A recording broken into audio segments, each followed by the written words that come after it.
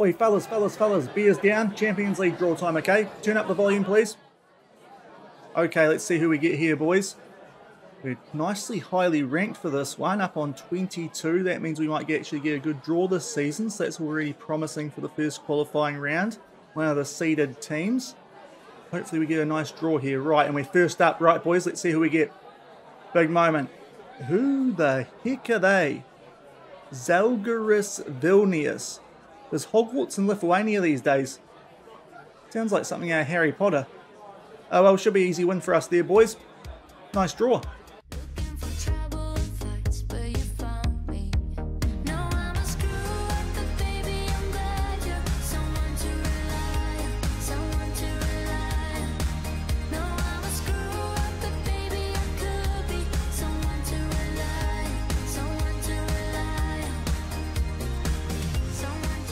Hello everyone and welcome to episode number 48 of Husavik Heroes here on Shaun Does FM. I hope you are doing well, and in today's episode, as you would have seen by the intro, we are in the first round of Champions League qualifying for the 2025-26 European season. We are taking on a team from Lithuania / Hogwarts in Žalgiris Vilnius. Sounds like a spell out of Harry Potter, but that's the team who we are taking on. We've also got a domestic recap of the games we've played since yesterday's episode before then, and we have also had a transfer window open as well. Some magical transfers in amongst those ones, some ones that I'm quite excited about, some of the most exciting ones in this save so far. So if you are looking forward to this episode, then do remember to go down below, leave a thumbs up on the video, and if you haven't done so already and are enjoying this series here on the channel, also remember to hit that subscribe button and turn that notification bell on as well. It is greatly appreciated. But before we get into anything else,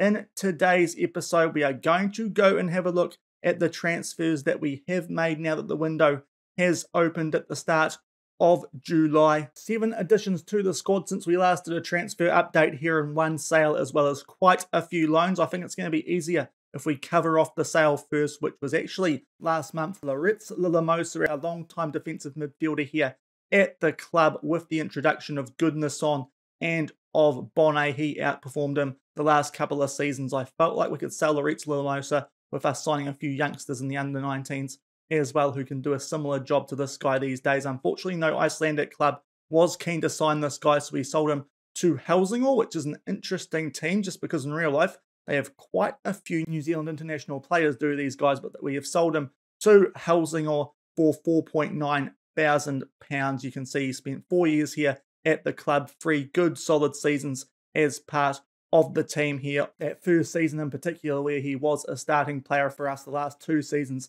he has been sitting in behind Noam Bonnet, but he has now gone back to his home nation of Denmark, to Helsingør, and that is the only sale that we have made. We have loaned out quite a few players though, as you can see, some young players for the most part who are going out to get game time, seeing as they are not in the first team picture. But we'll start things off in terms of the incomings with some players who have joined the club because we had already secured them 2 free transfer contracts, but they couldn't join us until they turned 18. The first of those, Harrison Marine. He is a defensive midfielder from Colombia, 1.5-star current ability, 3.5-star potential. Could be a player in the end that we look to flick on for a profit, but he could do a decent job as that third choice defensive midfielder now that Lilamosa has gone and we get him having spent recent time at Aguilas Pereira. So there's one who could potentially be getting into the first team in the future, albeit might need to grow a little bit more than the potential that you see on screen there. Just over a month later, another 18-year-old joining the club, another Colombian. This is Edgar Velasmil. He can play centre-back. I think we're going to end up training him as a defensive midfielder though, just because his heading and jumping reach aren't that great. 1.82 metres tall. He is quite good on either foot. 2-star current ability, 3.5-star potential. Another player who could end up becoming homegrown in nation. He has gone straight out on loan to Leknir Reykjavik, and he has spent recent time also at Aguilas Pereira. So we have rated that club, seeing as they released some fairly talented youngsters. And then at the start of June, 2 more signings. Both of these ones were Brazilian. First off, Riquelme Luiz. He has joined us, then gone straight out on loan to Fiabigo. He is a left winger come striker. 1-star current ability, could get up to 4 stars though potential wise, and he joins us having spent his time at Marcelo Diaz to start his career in Brazil. The last season he got 1 goal in 7 appearances. And the other Brazilian that we have signed for the under-18s is Inacino. He is still at the club this one. 1.5-star current ability, 3.5-star potential for this left back. That's good because we don't have too many promising young left backs coming through the club. He is quite good on either foot as well, and he spent recent time at Brasiliense in Brazil, having not played for them, but does look to have some decent potential. So those are a bunch of signings that we have made for the under-19s that we did wrap up a wee while ago, but have only gone through recently. And then we made some quite nice transfers, 2 of them anyway, one of them a little bit of a mess up. Still quite happy to get this guy because he was going to leave for a foreign club. But we'll start off with the first one, and this is a player who looks very, very promising. The highest youngster that's come through in terms of scout rating through the scouting centre in the save so far. This is Stamatis Chatzakis. He is Greek 16-year-old, which was a really good pickup because Greek youngsters can join as soon as you put an offer in for them. In a lot of European countries, you have to wait for them to join you until they turn 18. That is not the case in Greece. And we signed this guy for £725,000 from Olympiakos. It's a big fee for a 16-year-old, but we go back, have a look at his profile. He's a left back, as I said before. We don't have too many good young left backs coming through here at the club. We've got a few players in that area, but none that stand out too much in terms of future potential past Leandro Diaz. So it's good to get another guy who could step into that role in a few years' time. And he has 4-star, potentially even 5-star potential, but 4-star goal potential. Our scouts love the look of him, and we have brought him in here to Völsungur as a future prospect. You can see he's recently spent some time at the Under-20 World Cup, got 1 goal in 4 appearances. I'm hoping he delivers on his potential, albeit we might not see him in the first team for a few years with that 2-star current ability, but does have a lot of potential. Does Stamatis Chatzakis. Off the back of that, we signed another player who has recently spent some time at the Under-20 World Cup. He in fact scored the fastest goal in the competition's history, and for a free transfer, this looks like an absolutely magical bit of business. I really like the look of this guy because he is 17 finishing. This is Benjamin Rubio. Kind of looks half pie like the brother of Ricky Rubio from the NBA there a little bit, but 17 finishing, very well-rounded striker for 19 years old. I am very excited to see what this guy can do. He is going to come into the squad, be the backup for João Pedro, and that 17 finishing. Some of the other attributes not quite as good as I was hoping for when we did first put the deal through for this guy, but he is a great capture on a free transfer, a backup striker who can give some good competition to João Pedro. He has spent his last few years at San Felix in Spain, which is an affiliate club of Malaga, and he has been banging in the goals, as you can see, in the last 3 seasons. A really good potential pickup for us there. Struggled a little bit in his first outing for the club in a recent league game, but I think he could be a very good prospect for the future. Could take over from João Pedro up front here. Could Benjamin Rubio. And the other transfer we made, I thought this was a little bit of a better transfer than it turned out to be. This is Atli Barkason, who we got off Vikingur Reykjavik because some foreign clubs were after him. He's a decent left-back option, so if we need to add an extra homegrown nation player into the European side of things, this guy does a good job of that. I did think that he was homegrown at club because that's one of the things that is up there. He is kind of homegrown at club, but unfortunately I didn't realise until after I signed him he does not qualify as homegrown at club for UEFA registration because he only spent 2 years here before he joined Norwich in the EFL Championship, which is an interesting signing considering that back then Völsungur were in the 2 deal. That was a very interesting bit of business there from Norwich, but since then he spent a little bit of time in Norway before he went back to Iceland at Vikingur Reykjavik. Some Norwegian teams were after him, so we decided to sign him for the paltry fee of £50,000, which if he was a homegrown club player European-wise, would have actually been a great bit of business. That's what I thought we were doing, but unfortunately doesn't qualify to be homegrown at club European-wise, but still a good little backup option that we do have there at left back. That is an area that we have strengthened up in quite a bit recently, and he's also quite versatile, can play at the back or in the midfield as well. Good solid stats in most areas. A very good fringe player at the club. So that's the transfer business that we have made. The players of those that I am most excited about, obviously Chatzakis and Rubio more immediately as he works his way straight into the second 11 over Bjorn Boggy Goodness on, who now drops down to being the third choice striker.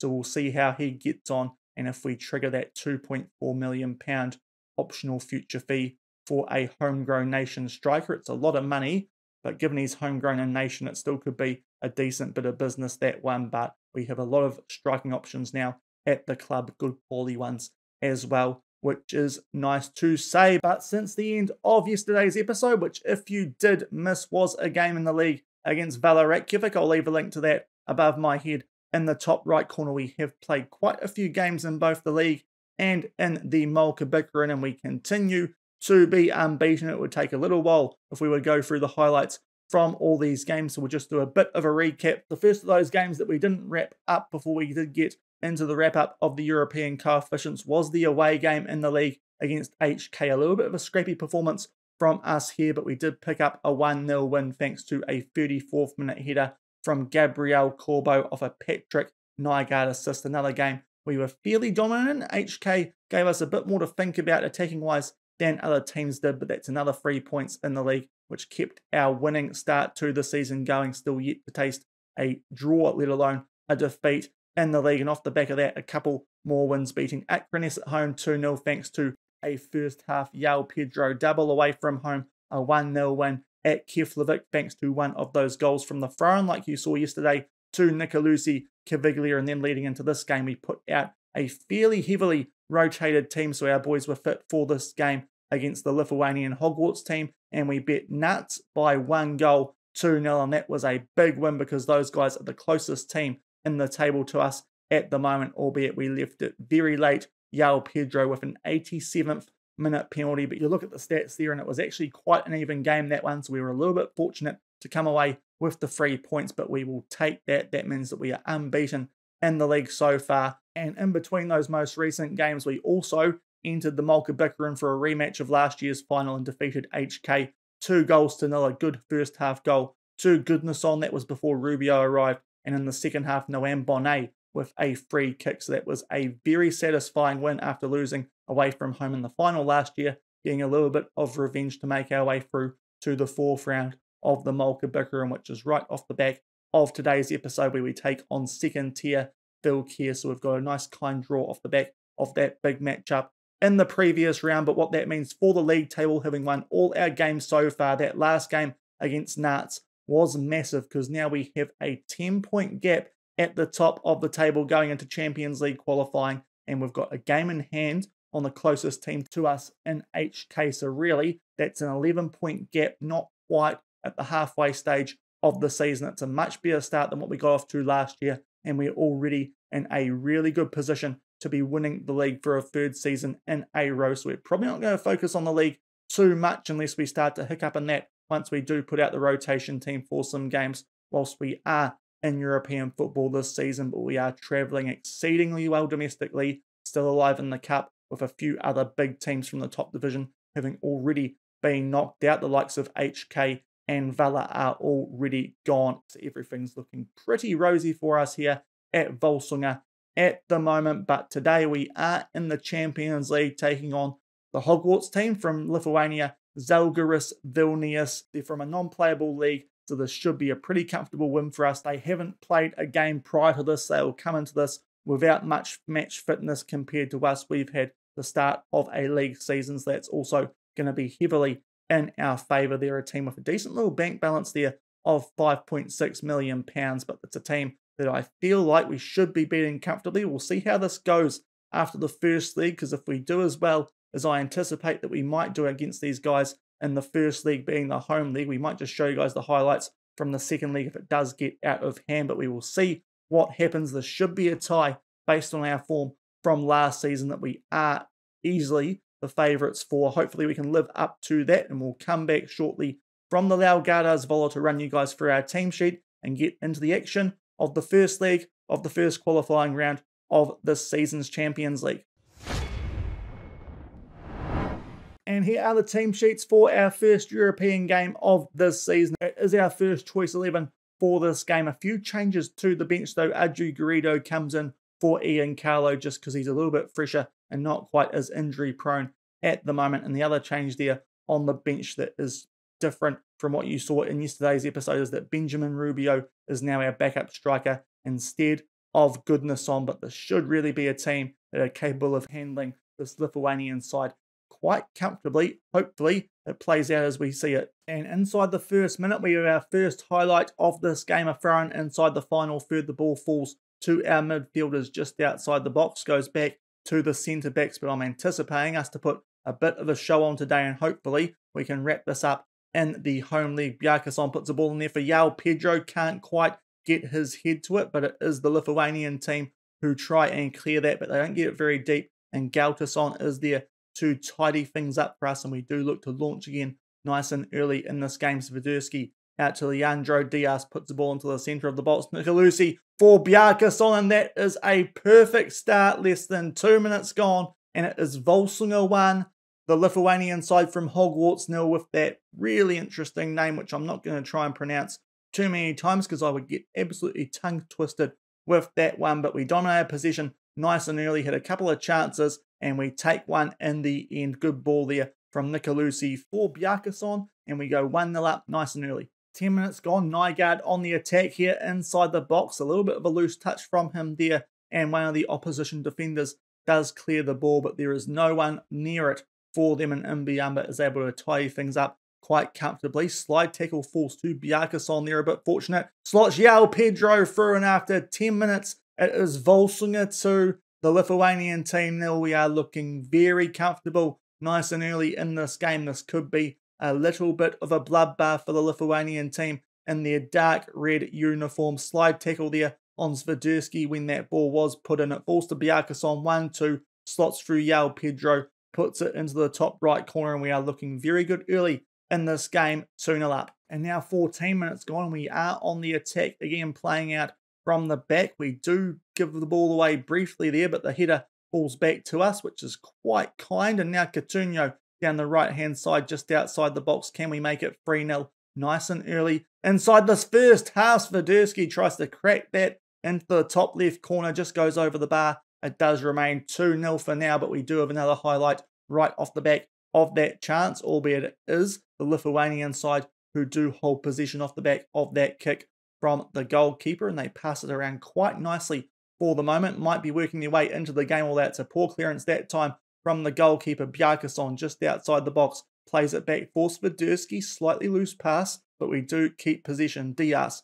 Galtason, Swiderski, can we make this 3-0 nice and early and really wrap this up before we even get near the second leg? Nicolosi Caviglia a long way out, just takes his time over the ball, and we hold things up nicely, wait for them to make a mistake and open up. Coutinho starts to go down the right-hand side. Back in for Nicolosi Caviglia for Nygaard, and he rockets that into the top right corner. Patrick Nygaard continues his rich vein of form since coming in for Wilson Isidore late in the European season last time around, and just past the quarter of an hour mark is Völsungur 3, the Lithuanian side 0. Could be a bit of a heavy defeat for these guys based on those first 16 minutes. And that is half time in this game. Nothing happening since that third goal in the 16th minute, but we are still in a very strong position.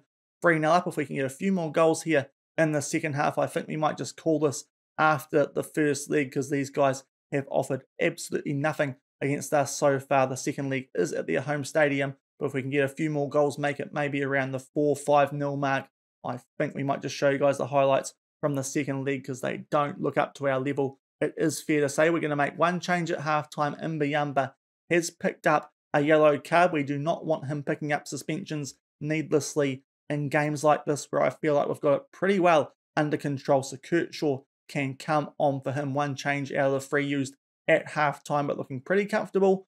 3-0 up here in the first round of Champions League qualifying. 47 minutes gone. We were on the attack there. I believe that was Bjarkason putting a ball into the mixer. In fact, it was Diaz. They clear it the first time, and they do again off the second ball there, but looks like we're starting the second half off in similar fashion to the first. Coutinho giving a ton of space there. On the right-hand side, puts a ball in there for João Pedro inside the inner box, and it's a really simple finish there for our Portuguese striker. He is going to take some getting past for Benjamin Rubio. He is just such a good striker for the system that we do use here at Völsungur. Just given far too much space there at the near post to our side. slots it away, and early in the second half, it is 4-0 Völsungur. 56 minutes gone, and we do have a throw, and can we keep piling the misery on this Lithuanian team? Nygaard, another ball inside the inner box, and it's a very similar one to the first goal of the second half. This time Nygaard assists Bjarkason, and we go 5-0 up before the hour mark, and this is really starting to get ugly. It's a simple bit of play from the throw-ins. I don't have anything set up too drastically different from what the game already has set up set piece wise for these throw-ins, but we seem to be getting some quite good goals off them so far this season. We make it 5-0 approaching the hour mark, and I think we might just make some substitutions just to keep some good players fresh for the upcoming league games and the second leg, because I do feel like now at 5-0 up with a half hour to go, we have this pretty well under control. So what we will do here, I think, is we will take off Patrick Nygaard for Benjamin Rubio. João Pedro can go out to the right wing searching for his hat-trick, and we'll also take Nicolucci Caviglia off as well, being our best player, a little bit injury prone at times. Gavioli can come on for him, but in a great position here in the first league, 5-0 up at the hour mark. And approaching the last few minutes of this game, nothing has happened since that most recent round of substitutions that we did make, but Žalgiris, Vilnius have not threatened us at all in this game. No shots on target, and we pick up a very, very comfortable 5-0 win in the first round of Champions League qualifying. Kind of what you'd expect from us considering the opposition that we did have in today's game, but a very dominant performance. I think we'll be okay going into the away leg. We might even back up this first team for the upcoming league game against From Reykjavik, while we do have the chance to try and really extend that gap in the league, just in case our form does go to poo once our rotation team does get into those league games while we are in European football later in the season. But that was a very good result for our first European game of this season. We'll just have a look and see what's going on in some of these other ties. The Astana Sligo Rovers game is of quite some interest to us, because the winner of that is the team that we are taking on in the second qualifying round. And at the moment, looks like Astana are in a very good position there with a 4-0 win. You can see the other results there after the first league as we steadily make our way down towards our result. But I think what we're going to do here is, unless something absolutely nuts happens in the meantime, we will come back and show you guys the highlights of both the second leg of this game and the league game that we have got against From Reykjavik. And here are the highlights from that second leg. This was a pretty quiet game. We made a few changes, just making sure that some players a little bit more injury prone than others weren't playing in this game. The only goal did happen in the 69th minute, and that was to Bjarki Bjarkason. He got another goal in this tie. It was a pretty quiet game, as I said before. They offered a little bit more than they did in the first game shots-wise, but still 0 on target over those 180 and a bit minutes, albeit they did miss a penalty at the half-hour mark in that game, an absolutely shocking one. Skied it top right and wide like an absolute rocket. It was a shocking penalty, so we got a little bit lucky at that stage. We pick up a few more coefficients for winning that game, and a solid 1-0 win, a very comprehensive 6-0 win on aggregate. As you can see, we made quite a few changes to that team, which might explain the slightly disjointed performance, but in the end, a 6-0 win on aggregate is exactly what we were after. And before that game, the proper first team did back up to take on From Reykjavik in the league. This was a team that we did beat 7-0 at home early in the season, and we got off to a good start there. João Pedro with a goal in the 9th minute. That was the half-time score. Then in the second half, we did really seal things. Corbo from a free kick there in the 65th minute, and then a few minutes later, a penalty. João Pedro picks up a double, and yet again a comfortable win in the league. Another team who failed to get a shot on target against us, a very comfortable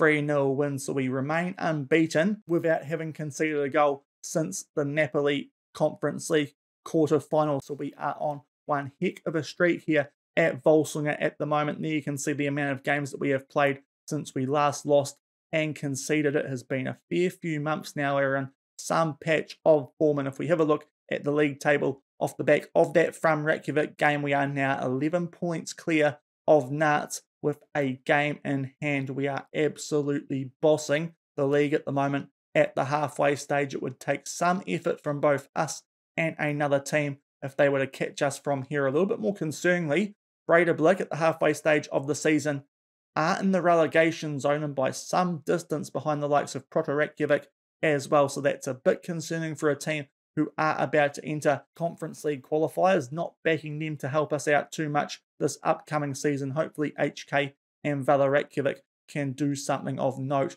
instead of those guys, because I'm not banking on them doing too much based on their league position. But we are having a great season with this vertical tiki-taka style, and that bodes well going into our next match. If we go over to the inbox, you can see we pick up £85.5 thousand for that two-legged win over the team from Hogwarts/Lithuania. Apologies if you're a fan of that team. I just have never heard of them in my life, and it does kind of sound like Inspecto Patronum or something like that name. But in tomorrow's episode, we are taking on Astana. They picked up a win over Sligo Rovers, as you would have expected after they won their first leg 4-0. They did lose the second leg away from home 2-0, so they look a little bit vulnerable off the back of that. They also got knocked out at an earlier stage of the Conference League last season than we did, but that is the team that we are taking on in tomorrow's episode. The first leg away from home, so that could be one that does last the two legs on camera. It might be a little bit of a tougher opposition for us than what we did have in today's episode. Astana, who are from Kazakhstan, but that's what you got to look forward to in tomorrow's episode. But that does it for today's one. A little bit of a busy one with transfers, a domestic recap, and that first qualifying round of the Champions League. If you did enjoy it, then do remember to go down below, leave a thumbs up on the video, and if you haven't done so already and are enjoying this series here on the channel, also remember to hit that subscribe button and turn that notification bell on as well. And until tomorrow, where we continue in the champions path of Champions League qualifying against Astana, thank you very much for watching. Keep on keeping on, and I'll see you then. Cheers.